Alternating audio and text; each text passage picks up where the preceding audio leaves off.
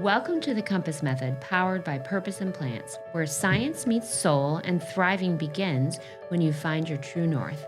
Hosted by Dr. Yolanda Rivera-Caudill, a double board certified physician, mother of three, and founder of the Tiny Beat Lifestyle Medicine and Pediatric Clinic, and Chelsea Dye, a certified lifestyle medicine coach, wellness strategist, and creator of Alchemist Untamed.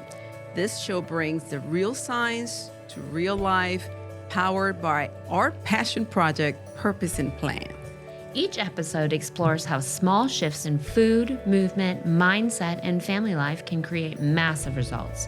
Together, Dr. Yolanda and I share a compass for better life, a grounded guide to plant-forward health, brain-body balance, and modern motherhood. From pediatric wellness and family health to neuroscience, nutrition, and mindset mastery, we will help you pause with a purpose, align your habits with your values, and rediscover what it means to thrive. Powered by Purpose and Plants, because thriving begins when you're powered by Purpose and Plants.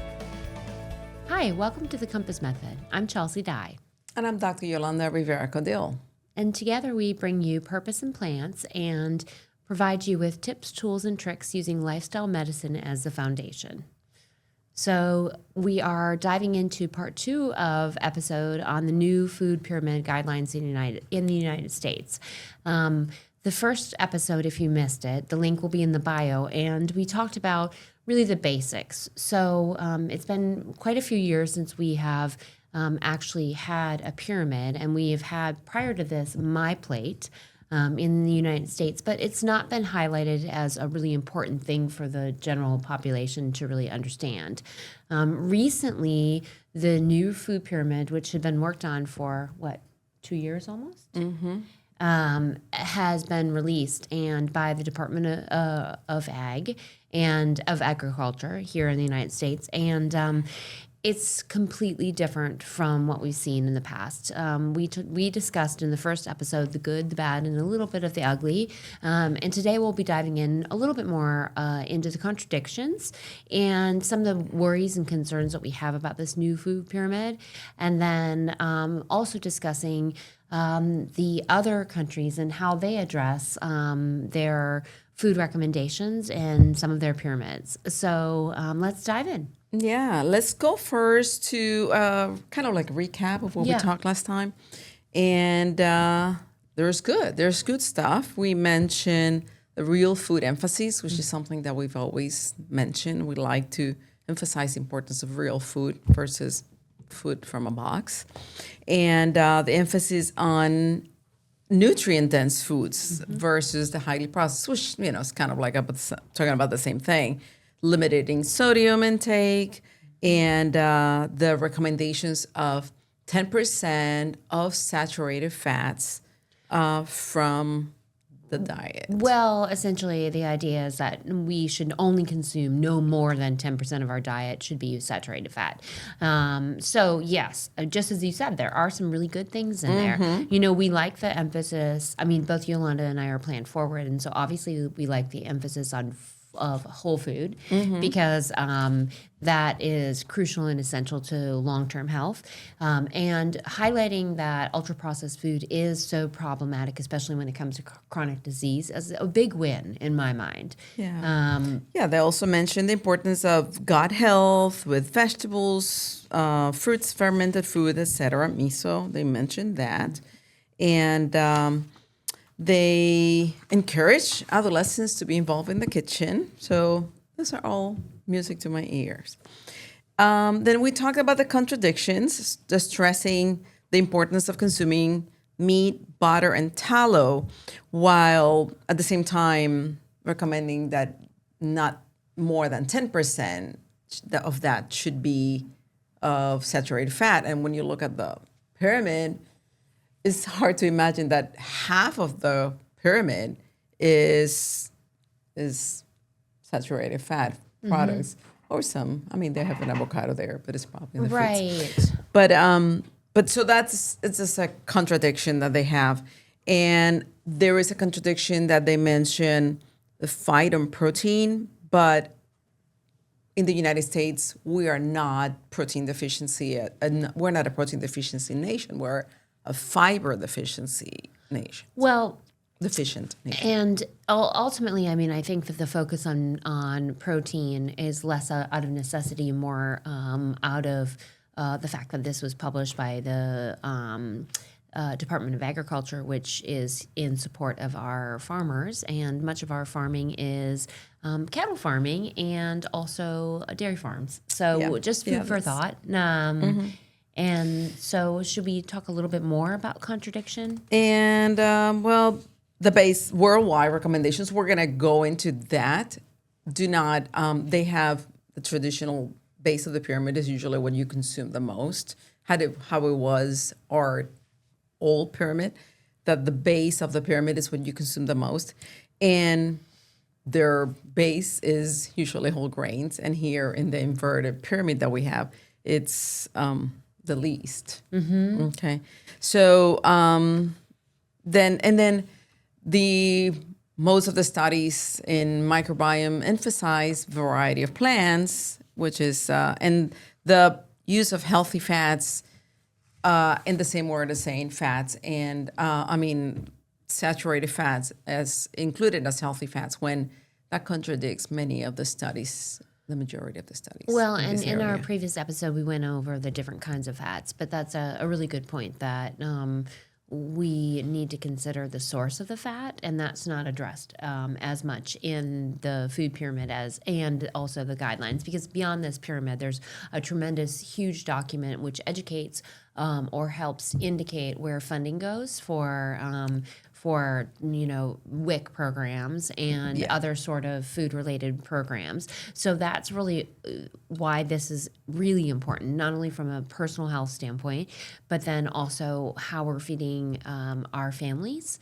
And and that's actually my first concern. Yes. Okay. Perfect. That most of the adults, most of the people in the United States are not going to even look at that. They probably, I wish they had followed my plate. Yes. We wouldn't be in the position that we are as a nation in terms of health if most people follow the my plate.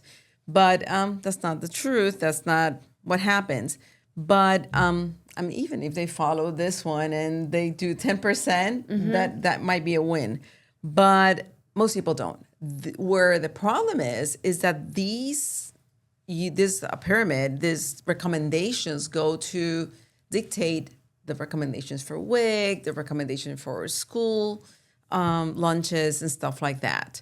So when you don't see the fine print and you just look at the graphic, most people are going to assume, oh my goodness, I have a blank chart, a blank recommendation to use a lot of steak, which is the biggest thing you see there. Yes. And fat and butter and all that dairy. Yeah. So this is what I should consume. And, half of the plate should be vegetables and fruits.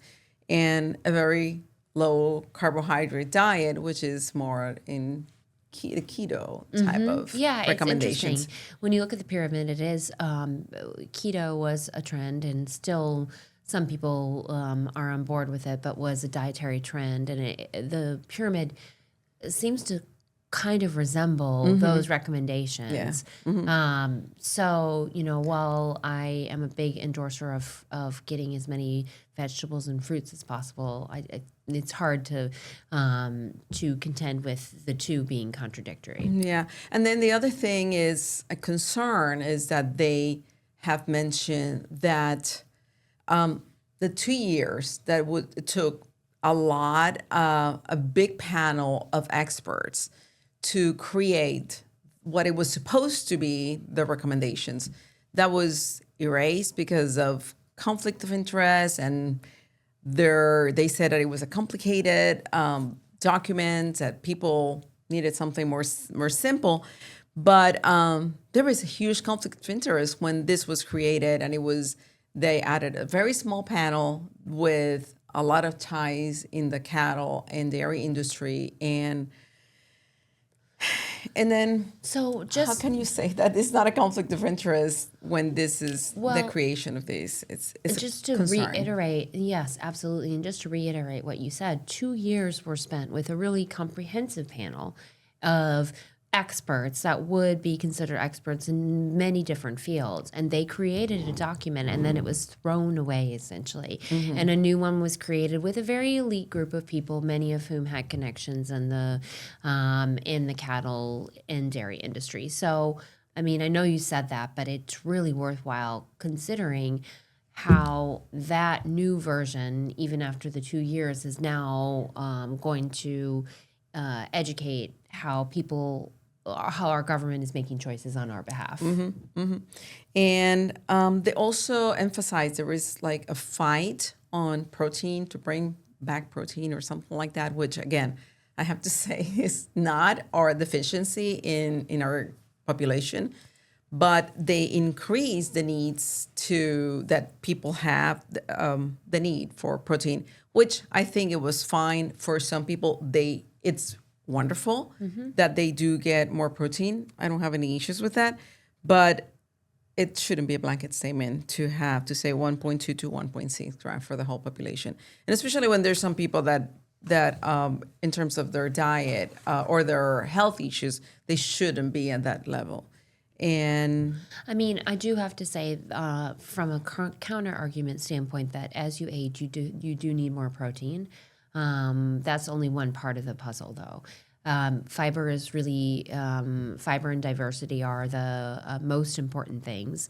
However, protein is crucial and essential, but diversity in types of protein is one thing that I think wasn't addressed as much as it should be. No. Yes. Actually, in the graph, in the pyramid, I cannot even find a single bean. No, it doesn't look like there are any beans, which are a tremendous source. Not only are they inexpensive, so they're accessible for the populations, but that may not have an abundant capability to buy whatever they want at the grocery store, which is the majority of the American population. But then in addition to it, they're so nutrient dense. Yes. And so I love the thing about legumes is that it's both is a source of fiber and a lot of nutrients and a source of protein. And they're really, really good source of protein, and it's not there. The other thing is, even though we endorse, again, whole foods and all that, blanketing ultra-processed foods or processed foods with like they're something that you can never consume is not necessarily a good thing, because there are processed foods that are very healthy. Not only that, there are families that will, struggle probably to get a steak in their plate, but they might not get a processed something because they don't look at the ingredients, and that might not be a processed food. I mean, a bad processed food to bring in their table. I think, this is where ultra processed food and processed food are different. So ultra processed food is food that's been so processed and it's intended to be palatable, but has no nutrition, basically no nutritional value, and a whole bunch of other things added to it for to enhance your cravings for it, as fillers and binders to cheapen cheapen it when they are manufacturing it. So I think that's one thing. Whereas there's rice that's on the shelf that we could categorized as processed because it's gone through a process in order to make it there, but it doesn't have, it's not as if they all deserve the evil. The same, yes.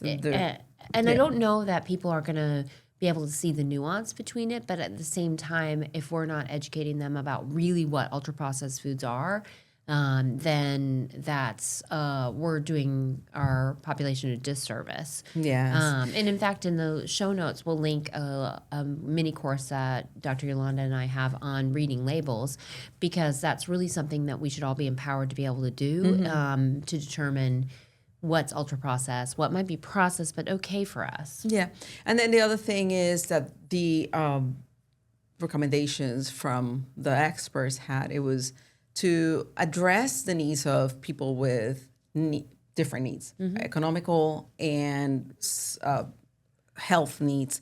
And for example, lactose intolerant people. And speaking about a processed food, soy milk is a very good alternative, healthy alternative with high in protein for people, for example, that are lactose intolerant or they just don't want to drink milk. And that's not addressed. And plant protein, what we're talking about. Legumes are such an affordable source of protein that not even mentioning that it's a disservice for many people that think that they have to be putting that big piece of steak, which actually, interestingly enough, when we go to the fine detail of the 10%, that steak is reduced to a 5-ounce steak. And, in terms of the recommendations to fit the 10%. Right. So what you're speaking about really is the contradiction of we shouldn't consume more than 10% of our diet with process. 10% of our diet should not be consumed, created of saturated fats. But then with that recommendation of protein and adding an abundance of protein, especially animal protein, it's really hard to achieve that. So that's another contradiction. And, a 5-ounce steak is, it's been a long time since I've had steak, but a 5-ounce steak is very small. And for the most part, if you are dining out or even eating at home, most people consume far greater than that, which puts them over the threshold of the accepted amount of saturated fat. And in addition to it, there's a link between colorectal cancer and many other kind of chronic diseases and inflammation and animal products. Yep.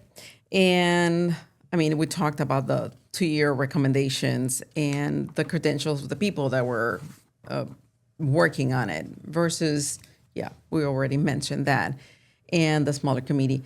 And we mentioned about the protein deficiency that we do not have. And the contradiction with places like blue zones, that they are plant predominant. Yeah. Diet. So what Dr. Yolanda is referring to is if you've not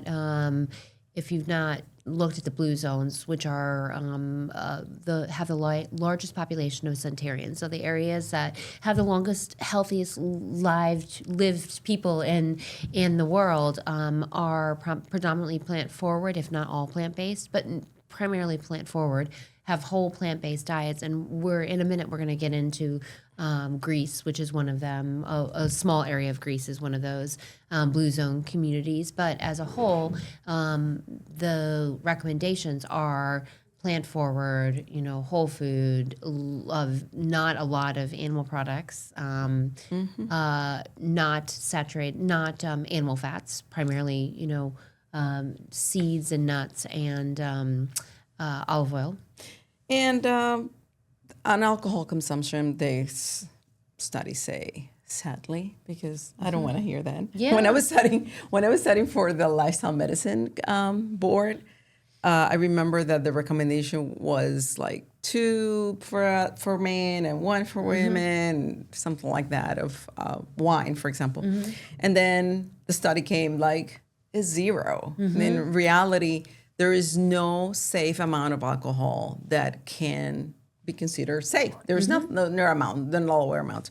So, and I don't think it should come from our public officials that alcohol should be okay as a social lubricant. It's something, a personal comment that it shouldn't be part of the recommendations. It's not part of the dietary guidelines. Well, and that social lubricant was actually terminology which was inside of the document, correct? No, it's not on the document. Okay. It's not on the document, but it was a public official right. That. Okay, so it was No. It was in the communication, and it is interesting that would even be brought up as part of the recommendations, where there wasn't there was a suggestion that sugary beverages should be minimized, if not completely done away with on a personal basis. I think that there wasn't enough emphasis on drinking water. Yeah, I mean, I know. And then the other thing is, I'm not proponent of perfection and having a zero tolerance of like absolutely no sugar in a family. For example, you cannot go to a birthday party and have cake or the candies or the soda. It's very hard for a family to do that, and it's really not realistic, to do that. Well, I'm a sugar-free household, so Yolanda and I, we agree on many things, but I don't have any processed sugar in my house, dates and honey and those sort of things. Yeah. But from a real life standpoint, with my daughter, I'm not telling her when she's going out and about that she's a sugar-free child. And that is, I think, where I have personally drawn the line. But those hard and fast rules aren't ones that actually last. And that's and the problem is, that is perfect when in your household you want to keep it like that. And I don't have any argument with that. My kids, even though we were not a sugar-free household by no means when they were growing up, but they thought it was a very boring household. I was like, oh my gosh, my friends have this cereal and we don't have it in my house. So, and I was like, I said, okay, if you go there and you have breakfast in their house, you can have it, but we do not have this in our house. And that's the limits.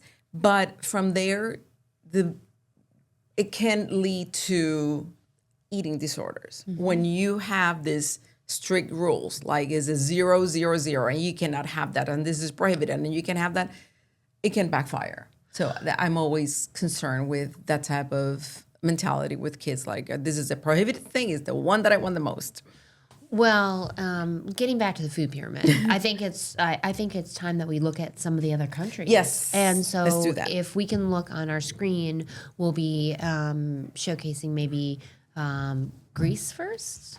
Yes, Greece first. Thank you for Tim. And so Greece, if it's the traditional format of the food pyramid, we're just going to kind of briefly go over these to give you an idea as to how it's different and why it's different and why it might be something to look at. Because by all means, just like I don't sit thinking that I'm a perfect person, I hope that we in our country look to other countries that might have better statistics when it comes to longevity and health as potential opportunities to learn. So this is one place that is different. So what do you see on here, Dr. Yolanda, that's just different than? Well, again, in the base, there are grains, whole grains, pasta, brown rice.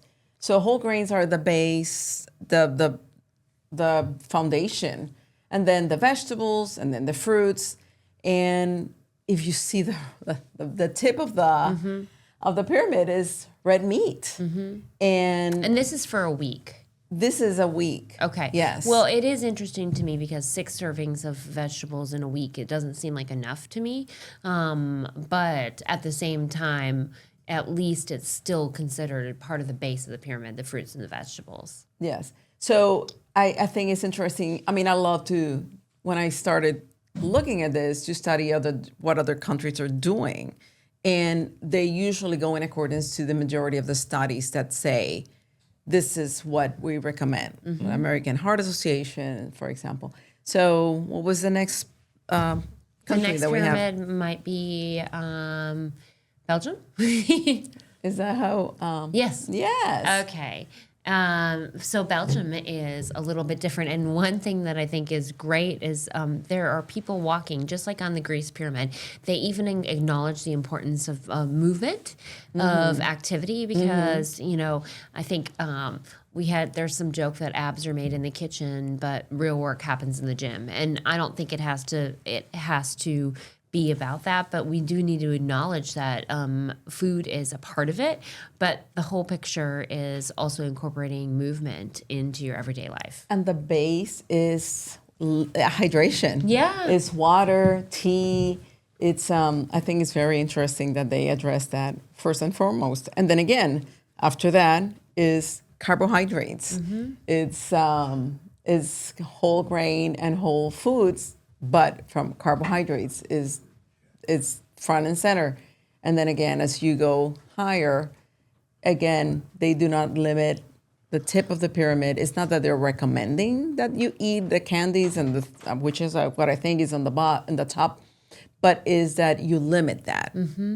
Well, and one thing that's notable is even in the Greece one, it's non-refined cereals and grains, and the pictorial of the Belgium is also non-refined, so it's breads and whole grains.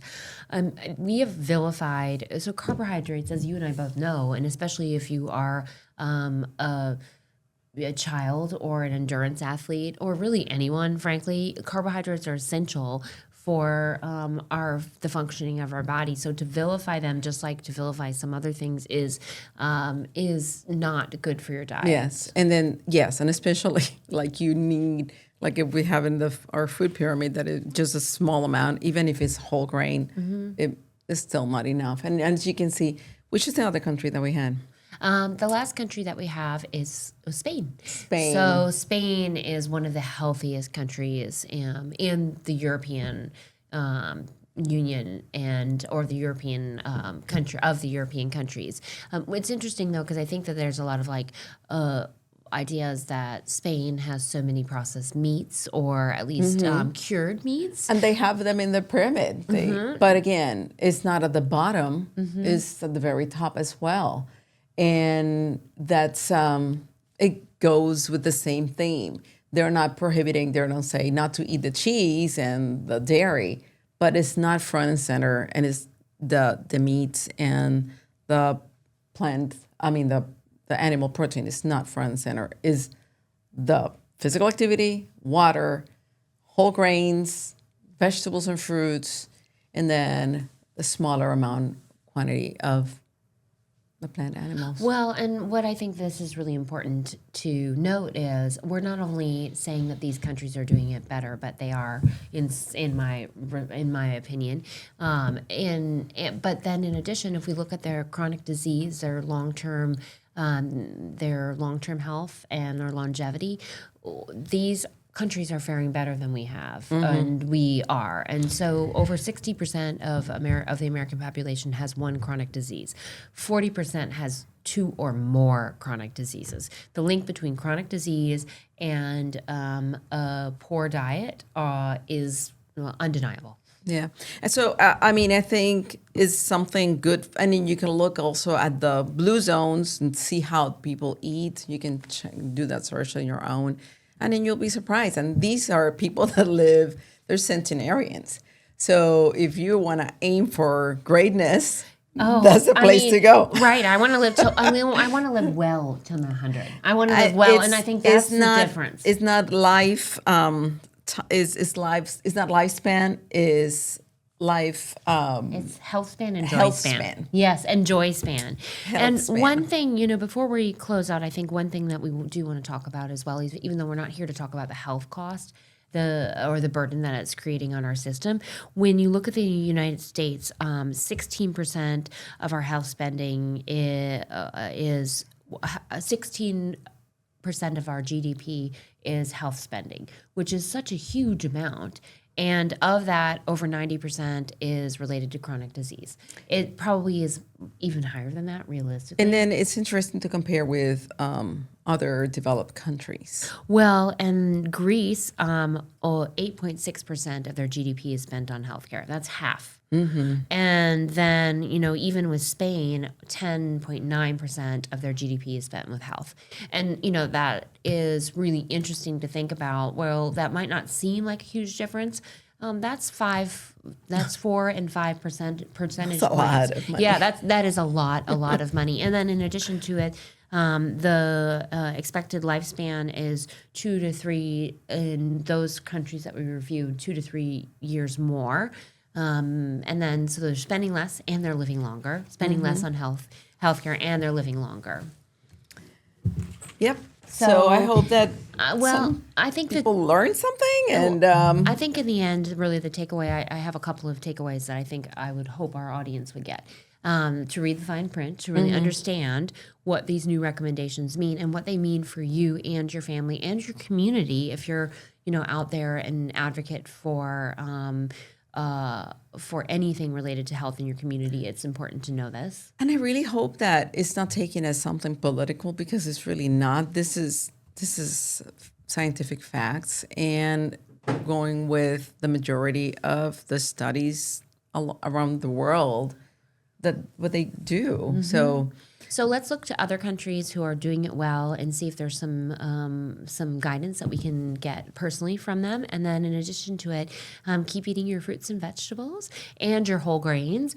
Drink your water, move every day, and to just be mindful and stay educated on your own health and what you can do to make this community and your life better and stronger. And sleep.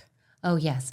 And don't forget to sleep. That's going to be our next episode. So once again, thank you for joining us for the Compass Method. And before we wrap up, Dr. Yolanda is going to do a Spanish recap for all of our Spanish-speaking viewers and listeners. Go ahead. Bueno, hemos estado hablando de la pirámide de alimenticia, las recomendaciones que el gobierno de Estados Unidos está recomendando para la población. Y primero que hablamos son los puntos buenos. La idea de que es importante que sea comida real, que no sea comida de cajita y cosas así. Eso es una de las recomendaciones. Que la dieta sea la mitad de la pirámide. Si la vieron, tiene muchas plantas a la mano derecha. Dice también que la proteína animal, la grasa saturada debe ser un 10% del consumo diario de la grasa. También dice que se limite el azúcar, menos sodio, que haya densidad nutricional. Eso significa que haya más productos que sean naturales.